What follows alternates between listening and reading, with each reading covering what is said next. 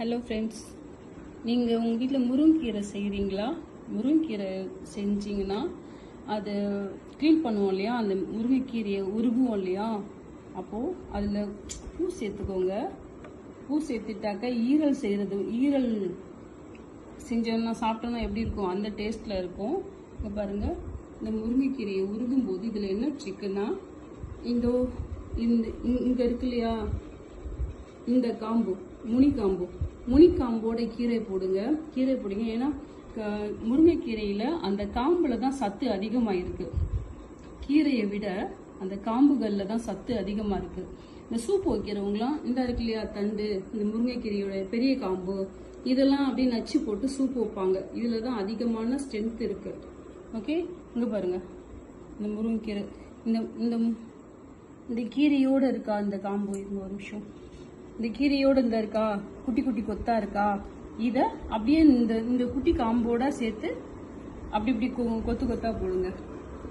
பாருங்க, அப்படி போட்டிங்கன்னா அந்த முருங்கைக்கீரைக்கு இன்னும் கொஞ்சம் சத்து கிடைக்கும். ஓகேவா?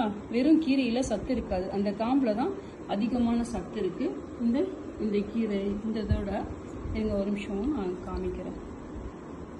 இங்கே பாருங்க ஃப்ரெண்ட்ஸ், இந்த குட்டி குட்டி கொத்தா வச்சுருக்கேன்னா, குட்டி அந்த காம்போட, இந்த காம்பு ரொம்ப நம்ம சாப்பிடும்போது டிஸ்டர்ப் ஆகாது. ஓகே, பாயில் ஆகிடும். இந்த மாதிரி நீங்கள் உருகி போடுங்க. கொஞ்சம் இடையில ஃபுல் அண்ட் ஃபுல் இப்படி வேண்டாம், அப்படி பாருங்க. என்ன அதில் போட்டுருக்கேன், இந்த இருக்கா, இப்படி இருக்கும். மற்றபடி கீரையாகவும் இருக்கும். ஓகே, இதில் தான் அதிகமான சத்து இருக்குது.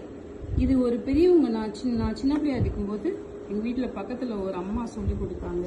கொஞ்சம் காம்போட போட்டால் தான் அந்த கீரை டேஸ்ட்டாகவும் இருக்கும், அதில் சத்துக்கள் கிடைக்கும்ட்டு. ஆனால் டேஸ்ட்டாக இருக்குன்னு தான் எனக்கு அவங்க சொன்னாங்க.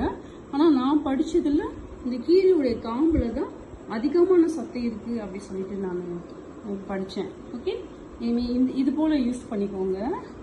Okay, bye, thank you.